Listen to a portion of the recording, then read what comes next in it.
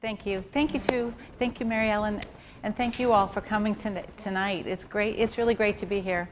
Even though I'm not an alumni, I have a 16-year-old daughter, and the minute I drove into campus, I said, I have to show her this place. It's amazing. Thank you for Beyond Ideas for organizing this as well. Can you hear me okay in terms of my projection? Okay, great. Well, I am really excited to show you a couple things today. One, to sort of give you a little bit of an overview about why I've sort of dedicated the last 10 years and probably beyond to this notion of relevance, because I think it's a really important thing to think about. And it's all about how you can link communications to behavioral change. And so in the next 30 minutes, what we're going to do is spend a little time. I'd like to walk you through how I began thinking about it, how it's organized, give you some maybe some examples from some brands or ideas that you see or use to kind of connect and bring home some of our thinking to life. And then really excited, as Stu mentioned, to show you some research we just did. My second book, which I'm working on, which will probably be available in about a year, is taking a look at how communities or tribes are being formed and how there are very specific drivers of relevance. And the great news is that millennials are part of the reason you're adapting and doing such amazing things in the world, not only because of your knowledge of technology, but these sort of tribes and the ability to sort of form them quickly are giving you a tremendous advantage. So there are lots of books out there about behavioral change, and these are books that can be simply about how the brain thinks and how the brain works when it makes a behavioral change, or behavioral change linked to business. I certainly hadn't read all these books when I first started thinking about writing a book on relevance. What got me really interested in it was from, I'm in the communications business, and in particular, the public relations side is where I started out. And I really felt that I needed, or this business needed, to kind of do more than just creating publicity for clients or creating awareness. We really wanted to work for clients that were going to do something and create meaning in the world. And wouldn't it be wonderful if you could actually sort of connect what you were doing in your programs and your creative campaigns with behavioral change? So that's how it all sort of started. So there's a methodology behind it. I want to share with you about a real snapshot of about 8 years worth of research, how you can bring it together in a planning approach, kind of show you some fun brands that you might recognize, and then we'll get into the research part.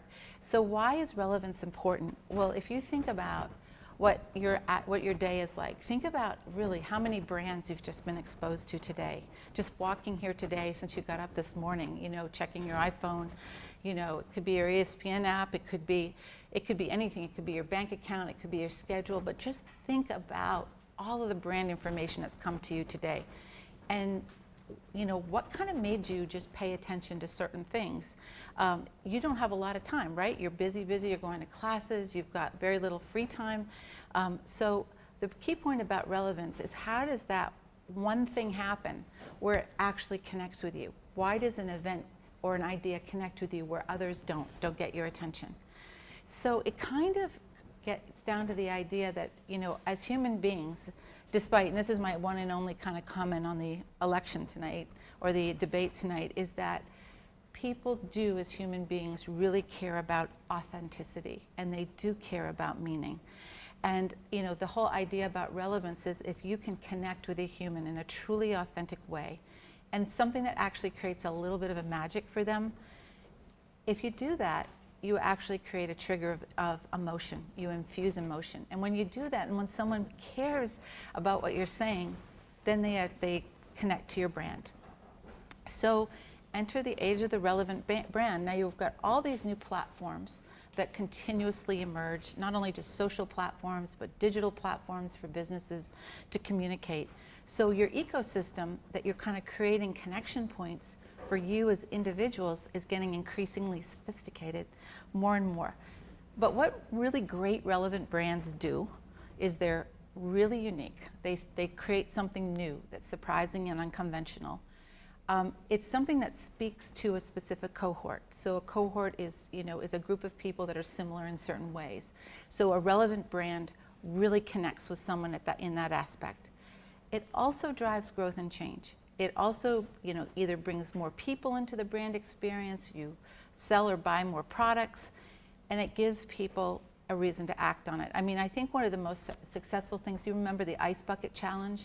It was really one of the first things, people really used this whole notion of doing something and sharing their behavior virally. So it counted.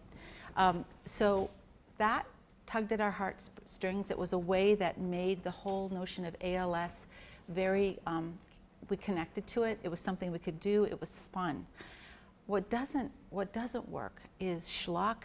It's crazy stunts. I mean, sometimes you get you'll get attention on a one-off basis, but just yelling and loudness. And I think that we've seen a lot of that lately in the last 9 months as kind of consumers.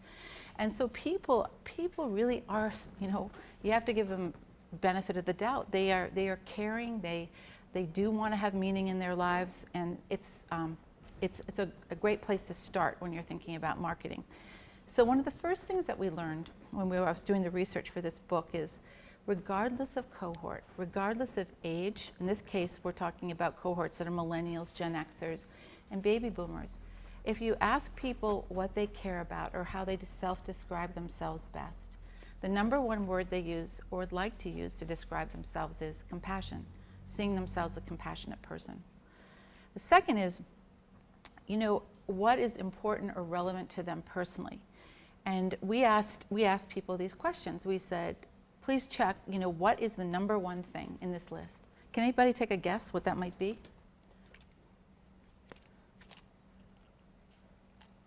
What do you think, anybody? Well, it's caring for family and friends. So you sort of take that notion of being compassionate and caring for family and friends, regardless of how old you are. That's sort of the orienting part, where people start. So what we've done with our Relevance brand egg is we try to look at the inputs that come into a brand experience or a human experience. And the thinking side are all the things that are like statistics, data, why you buy a phone, how much memory, all the sort of facts and figures. The second thing is the values. Those things about a brand experience that you connect to, like, why do you give to the American Cancer Society? Why do you go, why do you join a fraternity, for example, or a sorority? The community is both the online and the offline communities you personally bring to a brand experience. So you have a whole brand kind of ecosystem that's uniquely yours that you bring anytime you buy a sweatshirt, or you go into the college bookstore, or your social community online. And the sensory side is, I think is one of the most amazingly untapped areas of relevance. And this is what this device did so well. I don't know if anybody in this room remembers like flip phones, but the first time you could push on a screen, touch it, and you open an app, that transformed a whole category of device. A sensory experience can change the world. Does anybody in this room remember a flip phone? Oh, good. My wife still has one. I'm sorry to say. She does. Well, She won't give it up. Hey, brand loyalty. It works for her. And insulation. Right. From all the stuff that I'm always addicted to. Right. My smartphone. Yeah, it was a choice. It's a choice. Exactly. So that experience, that sensory experience, she chose one that was right for her. So using this model that I'm just describing up here, you can start, we do a lot of survey research when we begin working with a client engagement or we look at a brand. And you can start asking some of these questions, and you can just see for yourself how some of these questions line up with the appropriate quadrant. So what you start to discover is that there are engagement pathways for different brands. So charitable organizations have different drivers of relevance than personal products, for example. You can see that the values connection is very, very important. Some brands really are relevant in that they make your life easier, meets your needs. Some things are all about values. I associate it with something that's really important to me. And you can see that charitable organizations do a really good job. Although the research is beginning to show not only is working for a charitable organization connecting on your values piece, it also, people care about where their money goes. And over the last 7 years since I've been doing these surveys, you can see that the thinking side moving up more and more with charitable brands. The other thing about relevance you can do is you can look at how male and females kind of, is there any differences in brand loyalty? And the only category in which we surveyed where you saw a slight difference of preference was in the consumer electronics, which is interesting. And, you know, but really pretty consistent, you know, across gender. Then if you look at category loyalty, which I find really fascinating because we'll come back to this, if you look at the youngest and the oldest segments, they are the most media loyal segments to brands. So millennials and people that are over 65. Now people over 65 may not be getting all their news or their media or their information from like a laptop, but they're reading the newspaper, they're watching the news. They're very, very loyal to their brand experience, as are millennials. Everybody else in the middle cares about food and beverages, and you know, they're more brand loyal to some of the sort of the care and feeding of our bodies. But the media loyalty is a really interesting thing. And there's a lot of similarities we actually have found in our research when you start even looking at money. The youngest and the oldest are actually the most benevolent in terms of money. They're thinking about how they can save money and give to the next generation. They care about those things. Everybody in the middle is worried about their own retirement, unfortunately. So there's some really nice overlaps. You can also do it by ethnicity. You can look at certain brands and you can see where there are drivers of relevance. And what I'm trying to show you is, if you were in the position of sort of mapping out a brand, these are sort of the different cuts you would want to look at it and start seeing if there are patterns in your individual ecosystem. So if you look at different types of organizations, like for example, who shares your values, who's the most interesting, who would you miss if they were gone, who would you like to associate with, and who would you most like to do business with? You can look at brands like Apple and Google, and you can see that Apple definitely, I mean, I think everybody would say here's, you know, they've made an absolute commitment to innovation and just, you know, to the consumer experience. I think people would miss Google because people love to search. How many times do you use, you know, search every day, right? And Microsoft is very much entrenched, I would say, in sort of the office environment and others. You can look at other brands. Now, Walmart is actually if you looked at data that was within a month old, Walmart has made great strides in kind of improving their drivers of relevance. Their stores are better, their greeters there. It's they've made some significant changes. Target, even though they went through the whole security breach, has an experience that really interests people. People love to go there. They like the sensory element of it. They've got, you know, generally nice displays. You can find the products and it's fun to go there. Fun experience. You can look at telecommunications companies. Now, in a category where there's very little brand loyalty, Verizon does the best job. And it's interesting because there's so much churn and flip in this particular category. A company that actually has strong drivers of relevance is very, very successful. This is all beverages at a general level. So if we were just surveying millennials, you'd see Red Bull, obviously, or probably Starbucks being very, very strong. But Coke here has very, very strong drivers of relevance. I think a lot of it has to do with a lot of the CSR work they do internationally, but I think their product line diversity and their marketing approach really has a really well-balanced portfolio of relevance. What's interesting of what the American Cancer Society has done is they took something, they have a new campaign this year, but they had something, do you remember the official sponsor of Birthdays campaign? Where I think, you know, they had Beyonce singing Happy Birthday, and what they did was they took this experience of, okay, cancer, which people, you know, it's this incredibly feared situation. And they said, let's, instead of telling people why they should get tested, why they should have their health exams, why they should have their mammograms, because you might die, how about flipping it? How about starting to talk about why it's so important to celebrate another year of life, whether you're sick or not, whether you have a loved one that's suffering with it. It's all about celebrating the positive. And I think they were able to create such a positive driver of relevance for people that they engage many more people in their brand experience. So really in quick summary, what I tried to show you very quickly are the sensory is the actual physical experience you have when you do something. When you're driving a car, when you're sitting in this classroom, sitting on these chairs, that's sensory. The community is not only the community you belong to, but the communities of brands that you have experiences with. Values, again, the whole sort of philanthropic connection inside yourself. And the thinking side is anything that makes your life easier. So here's some brands that kind of show you where, I just want to show you, Kayak, they have done a really great job about just setting forth their business proposition, which is you can shop around, we'll actually make it available to you, and we trust you, and you will actually, we'll show consumers options, and we'll give you the best price. And they're very much oriented to this thinking side.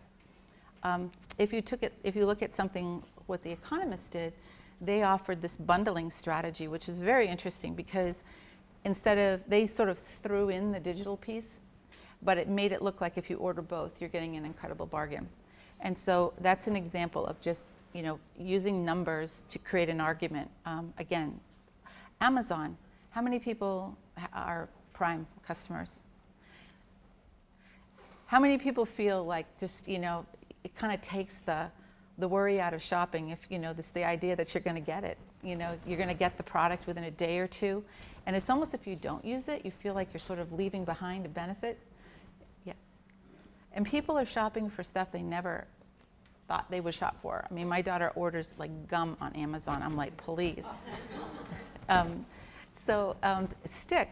This is another example of using something that would be using data to cement behavioral change. And the idea is that users, they select a goal and they actually put money into this, or they make a commitment, a financial commitment to achieving their goal.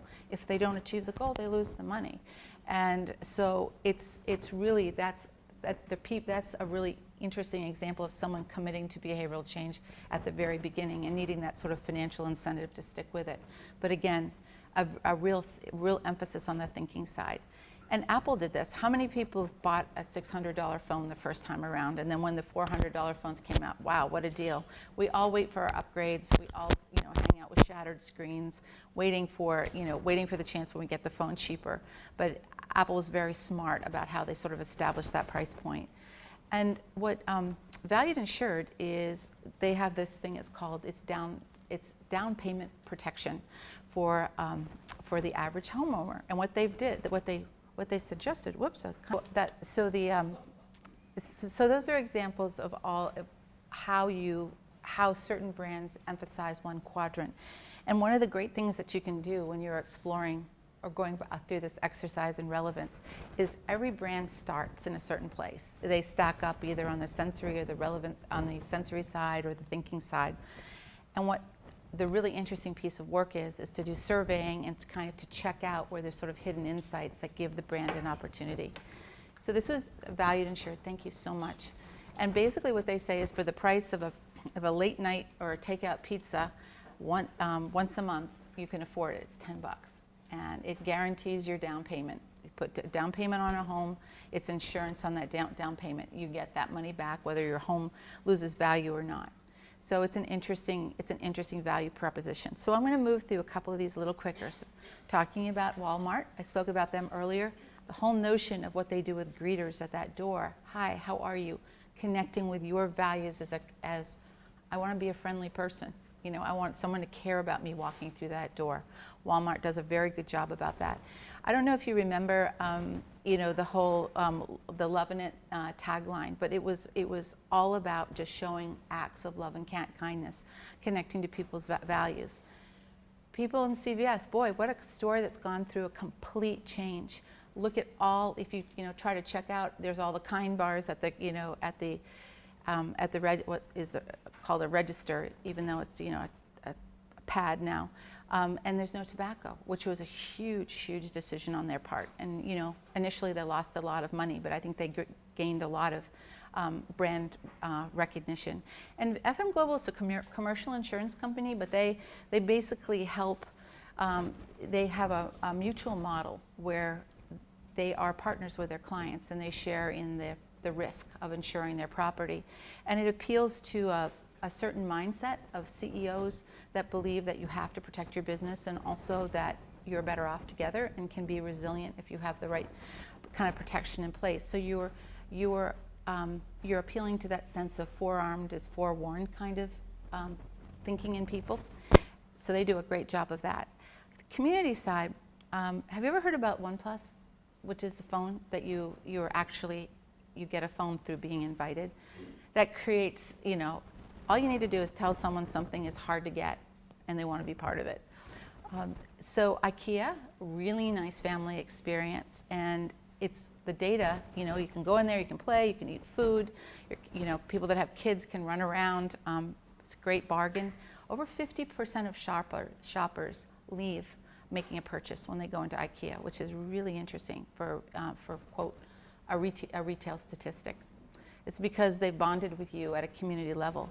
And Zara appeals to a very specific fashion community where the styles change by season. And so you go in there, and if you're selecting something in fall or winter season, you know that you're part of sort of this club of people that wants to be wearing sort of what's cool. There's a distinctiveness and individuality about their fashion. And so it's all seasonable, it's all season. And then I just threw in NYU because it's really interesting. Now you have a gorgeous campus here. It's unbelievable. And what NYU has, they have less of a campus feeling. Their campus is New York City. And that's one of the real things that they leverage in their brand was the city is your campus. So again, just bringing it back to a higher ed institution, that's probably the So last sort of series of series five. And even though these guys have gotten a bit of trust, I mean, I think we talked about sensory experience. I don't know how lots of people in this room gone into an property store. I mean, it really is. I mean, it's got so much sensory overload. It's easy to get. I mean, they do the whole the dark and the smells and the sort of the little hallways. It's they really did a great job with that bit of experience. This is interesting. They've done a lot of work. They've done this brand. It's done a lot of work on just how eye tracking works against brands, like what colors draw you to the shelf, the size, where it is, and it's all about visually what grabs your attention the fastest first. This is a fascinating app. You don't have to worry about this for a long time, but what it does is it helps customers kind of imagine what they're going to look like when they're at retirement age. So you could put your photo in here and kind of would Photoshop what you might look like when you were 65.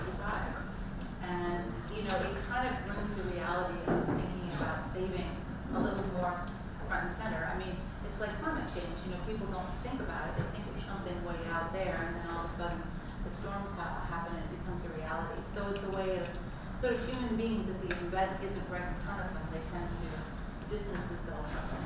And I told you a little bit about the American Cancer Society, which is definitely all about engaging someone in a very positive development where you're working for a bank. Or you're working for a law firm, or you're working for an organization. How can you use relevance to get insights that would complement your research, what you might have about your data that you would have, for example, on sales? How would you start looking at building relevance profiles of people you wanted to connect with?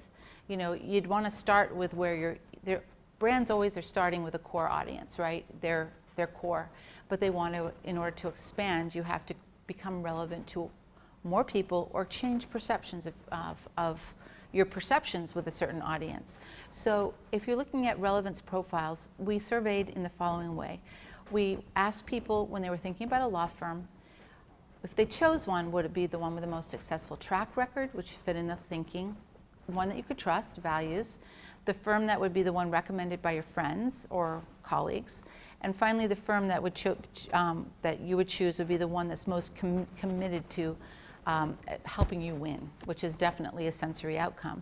And you can just sort of see how this, how this all, where 37% is. The firm I choose will be the one I can personally trust. So that might be someone, you might know a lawyer, you might have someone that's recommended, but this whole element of really, really of personal trust is very key.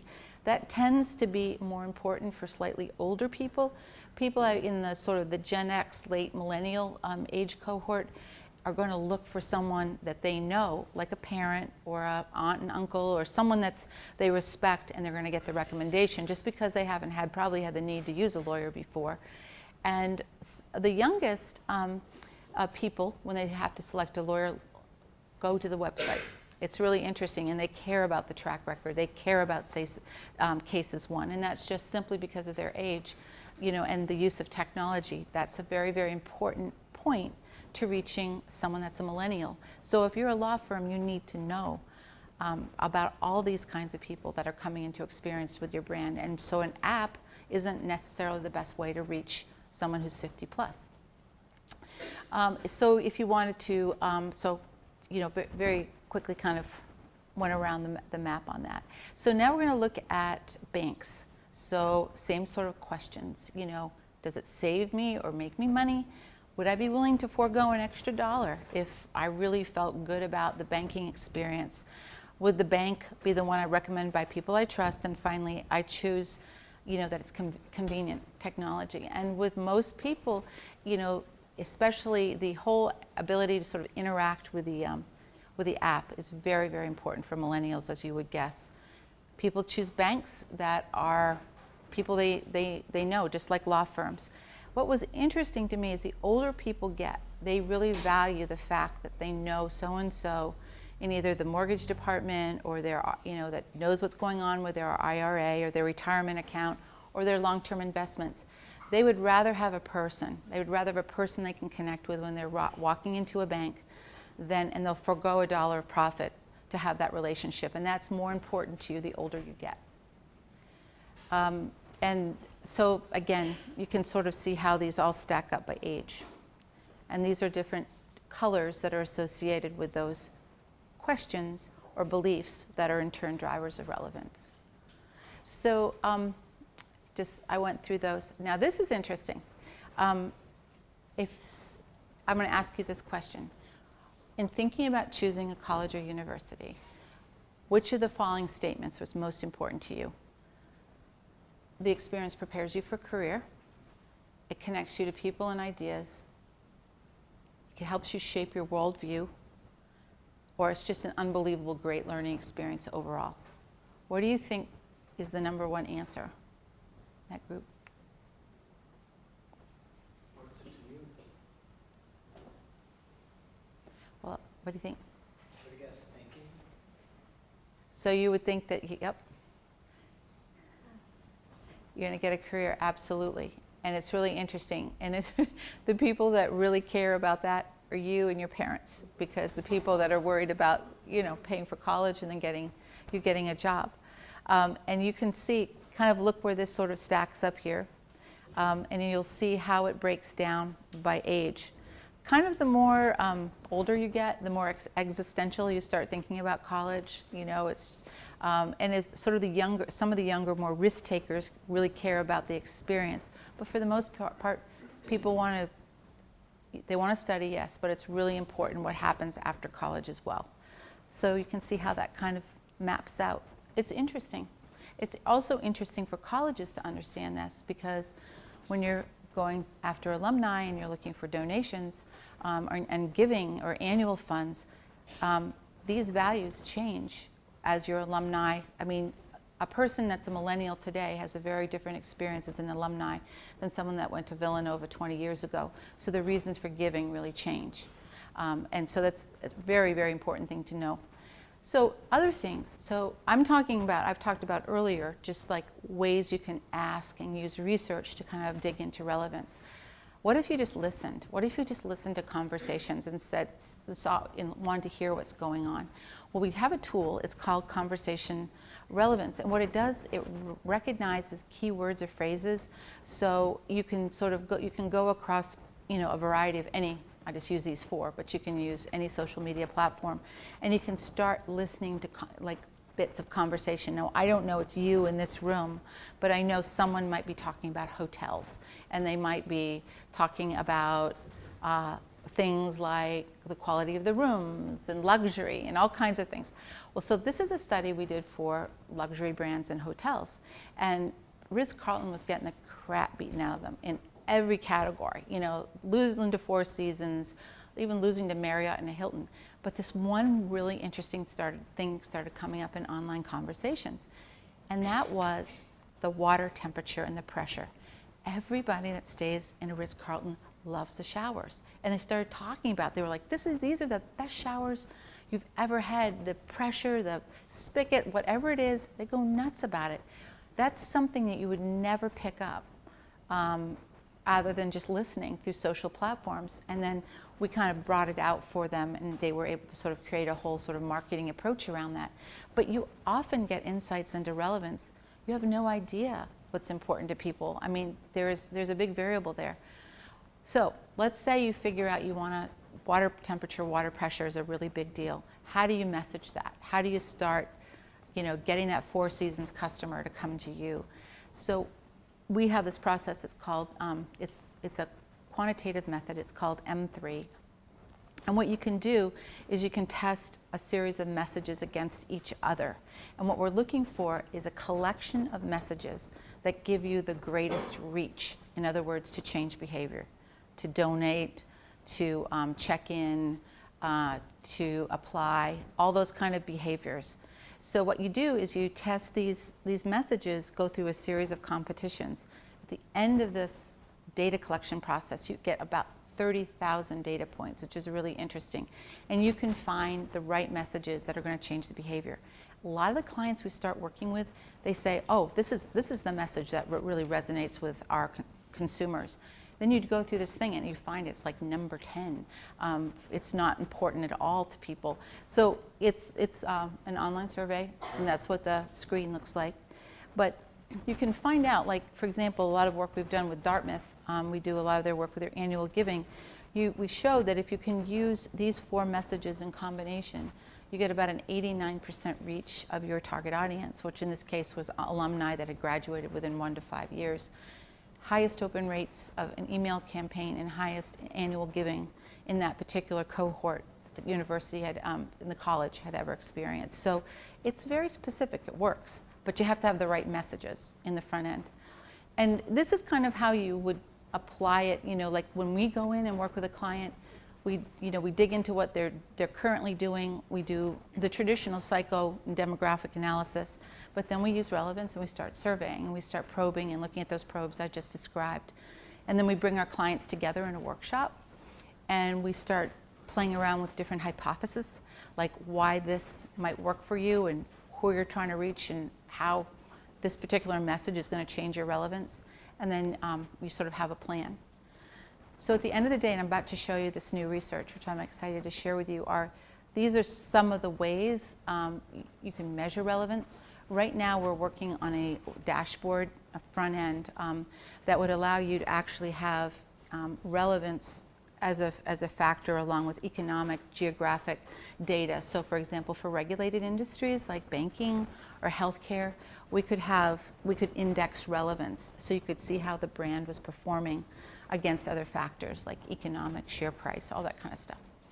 So, okay, so what at the end of the day are we trying to do if we're trying to change behavior? Well, you know, there's also really bad behavior, and that's, you know, the flip side of relevance. I mean, you can create relevance for really negative things, but, you know, I choose to want to focus on the good stuff. But the best brands that create relevance are based on movements. They get you engaged in the whole process. You remember what Dove soap did when they got with women, young women, and it was like redefining what beauty is?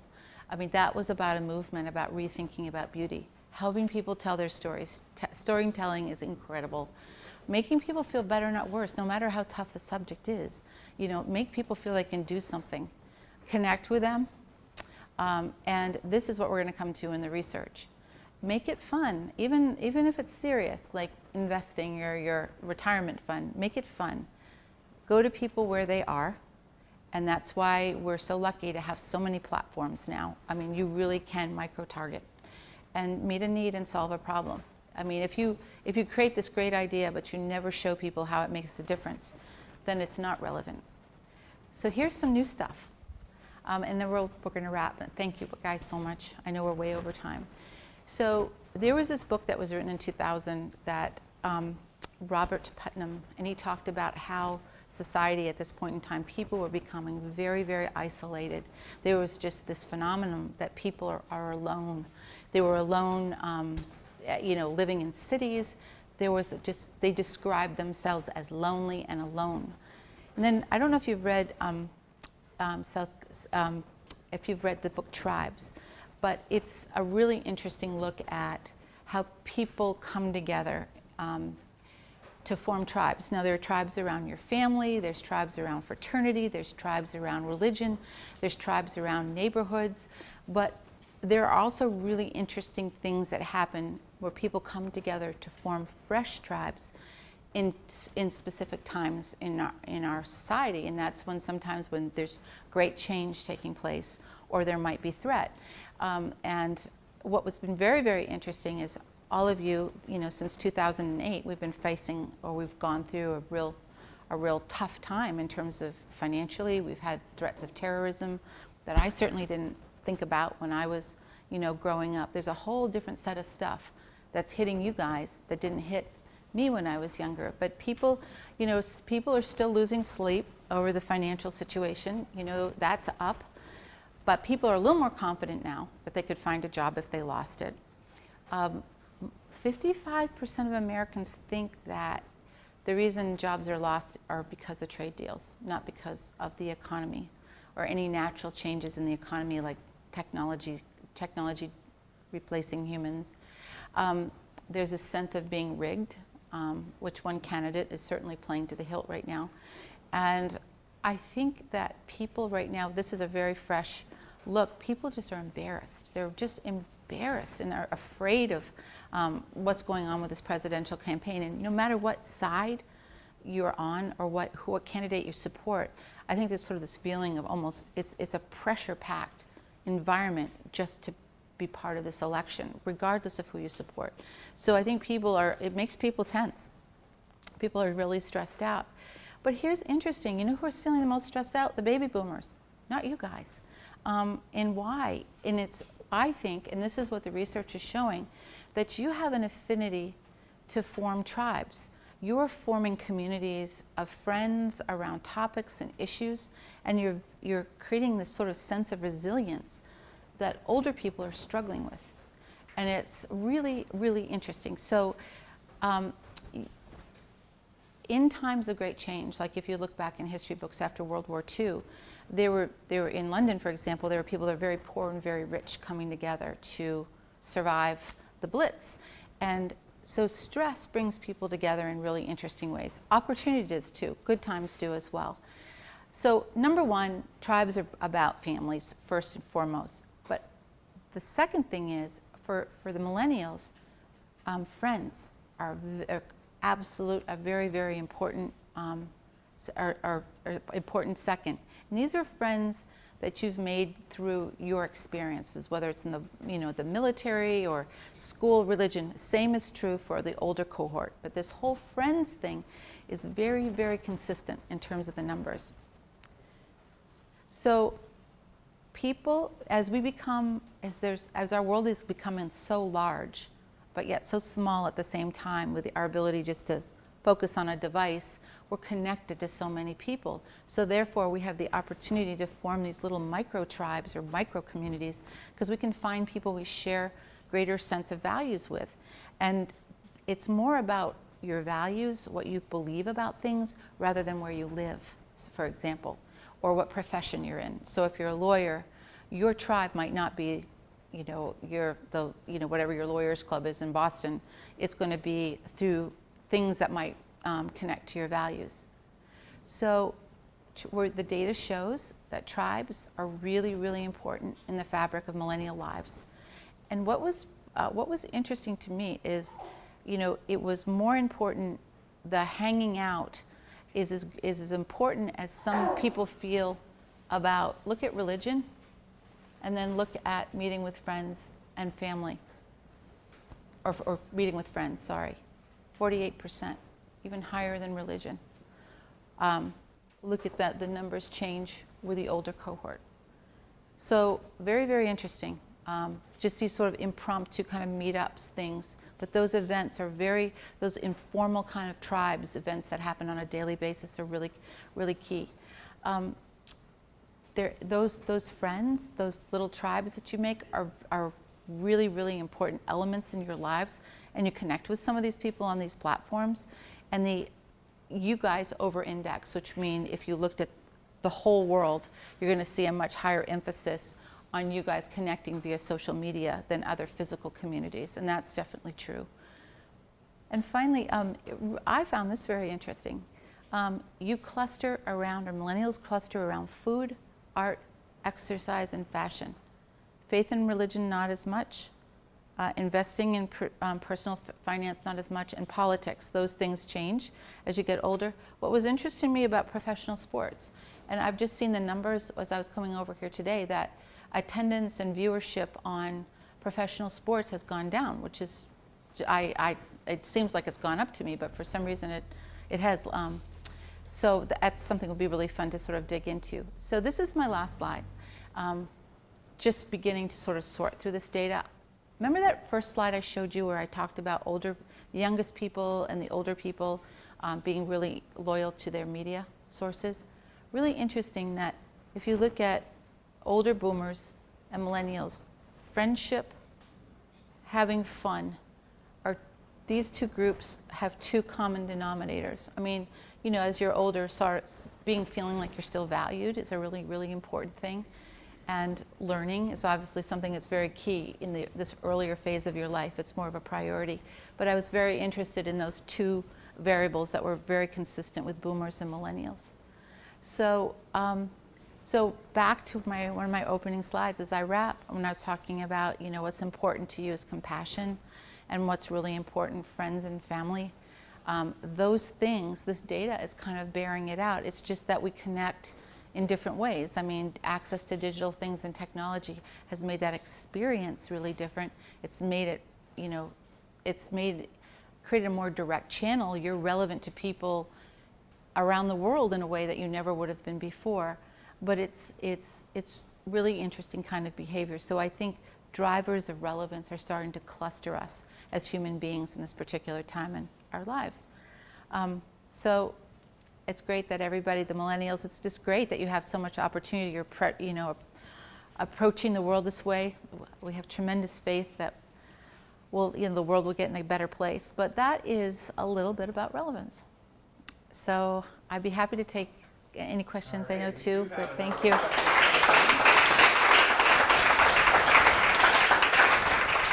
Thank you very much, and thank you for gracefully dealing with the fire alarm situation. But we practice safety first in the ID Accelerator, everyone. So that was a good test for everyone. If you have questions on your sheets, you can just text those right into ice@villanova.edu, and I can relay those to Andy. So we do have a number of questions that have already come in. First question is, how does a budding entrepreneur factor relevance into the planning of a new venture? So from the very beginning, how might they be able to plan something like that?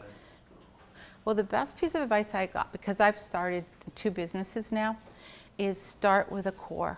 Be really, really focused on who your initial, as an entrepreneur is. Know your initial target and create a niche. Focus on the niche initially and then build from there. And so you have to figure out who your key target is and how you can be extremely relevant to that target. So kind of building off that then, are there particular aspects of the relevance egg when you were talking about that, discussing the areas, are there particular aspects of that are generally more focused at different stages in a company's life cycle? So one's maybe focused on as things move along? Yeah, here's a weird example. So worked for a surgical device company, and they make sutures and staples. They're trying to sell them to surgeons, and they wanted the surgeons to buy this power-driven method of suturing and stapling patients in surgery. And I would have thought that they would have skewed to the thinking side, right? Better outcomes, people don't, surgery's successful, everybody's happy, no one gets sued. Well, it turns out through our research that surgeons think of themselves as craftsmen. They love tools, right? It's the extension of your hands, your craftspeople. That sensory element was so important. So that changed. You know, it was a brand that started by focusing on the thinking side, but moved to the sensory. Great. Related to that then, so a group that focused and changed the area that they were focusing on, what about an example of a brand that went irrelevant and kind of were able to come back with a relevant product? What they do well? Is there an example that you could point to? Oldsmobile. Corning glass went through remember they made Corning ware? They don't remember. They don't, got a colored glass? Corning glass is the glass on your smartphone. It's the Gorilla Glass that prevents it from shattering.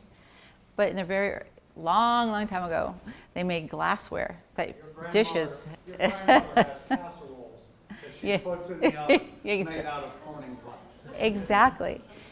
But they went through a period where the fiber optics and glass technology, even though they had incredible R&D, they lost complete contact or understanding of how their technology was going to be used. Another example is BlackBerry, but they haven't gotten it back. Mm-hmm. Yep. So can you talk a little bit about the average day in the life of a CEO? Average We day? have many students are interested in someday being in your shoes. So. It's a lot of different things. A lot of it is being a good coach. So you want to really empower the people that are leading the sort of different areas of your business to do the best job that they can do. So it's that. It's thinking, it's trying to think where the business needs to go 2 or 3 years every day when you get up, in addition to what the daily challenges are. There's always something. You're always pitching some client, or sometimes you lose one, or someone leaves the company, or you're trying to recruit other people. I travel, I do things like this. You know, I'm trying to build awareness of our platform. The days are, but I would say in my business, professional services, it's very much, you know, people oriented. Great. So you mentioned having started businesses. Are there particular challenges that you would point to, like something common that you saw yourself facing in those? Yeah. Maybe a particular thing that happened that you really learned from? Yeah, I think, you know, I think when you're starting out in your career, you really know what to do. And it's so frustrating because you just want a chance to go out there and just talk about your ideas or do it the way you think it should be done. I didn't understand that until I got really creamed once in a client meeting, big time. I mean, I thought I was almost going to lose my job over it because I had prepared, I had done the right thing, but I wasn't able to read that my client, I wasn't able to read body language. I wasn't able to understand that what I was suggesting was really agitating him. And so, you know, I'm cluelessly going on kind of saying, oh, this is what I think we should do with this media strategy. That kind of wisdom you get just by being in a lot of situations. And so I'm just saying, don't be frustrated. I mean, it's just get as much experience as you can. I mean, push your great ideas forward, but don't worry if they don't get adapted all the time right off the bat. You just have to play a lot of games. You know, it's what it is, and then you get a feel for it. And that getting the feel for it is really important. And it took me a while to understand that. So, as you're sort of in this role now, and you're very passionate about relevance, having authored the book and done all this great research and work, but when did that passion develop for this? Is it something that you saw yourself in college? Were you there at university saying, No. this is where I want to go, this is where I want to be? So maybe take us through that process. Well, I started out, I actually wanted to be a veterinarian. That was my first, what I wanted to do. And I was a pre-vet major in college, and then I changed to literature just because I had this most amazing teacher. He really did. He completely changed my life because he believed in me. And then I discovered that I did want to write, and then writing kind of led me to communications, which led me to this. But no, I always say, like, your career is like a stepping stone across a river, right? Just keep moving. Don't worry. You know, like, one thing leads to another. You can't stress out too much about, are you stepping on the right stone all the time? It always leads to something. Yeah. So maybe this question related to something that could be potentially stressful. In your world, in marketing and PR, do you think that there's another disruption on the way, like social media has been disruptive to that industry, and how might you address that? You know what I'm worried about more than a disruption? I'm worried about authenticity of content. I worried that we're getting to a point that, do you guys ever read Thomas Friedman? Or, you know, like, I mean, so a lot of the sponsored content that we all read and consume every day is sponsored content. It's not written with really great journalistic skill. And and so I worry that it's sort of hard to every time when you read something check and say, is this sponsored? Is this by someone who's trying to persuade me to do something, or is this truly, to the best of our ability, reporting an unbiased point of view? And I think I'm seeing so much emphasis on just getting eyes and click-throughs and like reinforcing the behavior that the content just, you know, you can basically measure when someone is, you know, likes what they're reading. So more of the same thing just keeps feeding at that person through social media. You lose balance like that. And I'm a little bit worried about that. I'm worried that people, I think there needs to be a balance. And I worry about that. There's actually a good question that came in very related to the authenticity, Yeah. talking about questions framing that, you know, you mentioned at the beginning of the talk how important authenticity is to the brand experience. That's it, yeah. But is there this authenticity paradox? Yes. That the definition of authenticity is that it's not contrived. So have you seen maybe a particular brand or an industry that maybe got into some challenges with that? Oh yeah, definitely. I think one brand that's doing it really, really well right now in an interesting way is Patagonia. They have 100% retention of working moms, which is really interesting because they have on-site daycare, and they're really authentic about creating a really, just a sort of just a really thoughtful experience for people that work there, and they care about the products they create, so they care about the people that are making those products and working for them, and their lives are good. They care about lives, and I think they walk the talk. I think they do a really good job on that. I think it's so easy to see so many examples of, you know, brands that aren't, you know, aren't authentic, and they're very, you know, you could pick any category really.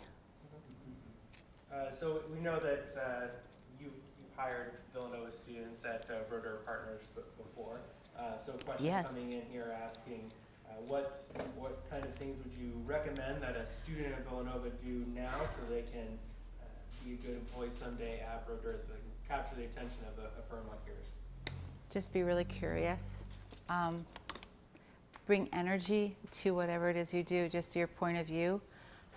I think learning how to write is really important. I think reading and writing, just even if you're not a great writer, just the practice of just writing, being able just to communicate is really, really important. But reading a lot of different things, I really look for people that are curious and they get excited about, you know, what they're bringing to their daily. They don't want it just to be a job. So yeah, we don't look for, we look for who the whole person is sometimes. Okay. And internships, get as many internships as you can. Those are really key. When it comes to internships, are you specifically looking for internships in the field or general experiences, or? Yeah, we've had internships with people that are anthropology majors or history majors, but yeah, you know, the resumes we see a lot of, you know, are definitely in communications. We have 5 offices, and so we try to, in the U.S., so we try to get, you know, different groups in. Okay. Well, we have somebody here from the Career Center if internships are available at the Yeah, Brodeur see me or Partners. Kevin will Kevin, see me or Keith. get Yeah. right on that. So one last question that came in here is where can I purchase a copy of your book? I can actually answer that question because we have copies of Andy's book, Relevance, on sale with our bookstore back in the garage area here. If anyone would like to pick up a copy of the book and get a nice autograph from Andy on that while she's here, that would be great. And we very much appreciate your time and you Thank you, coming guys. and Thank joining you. us. Thank you.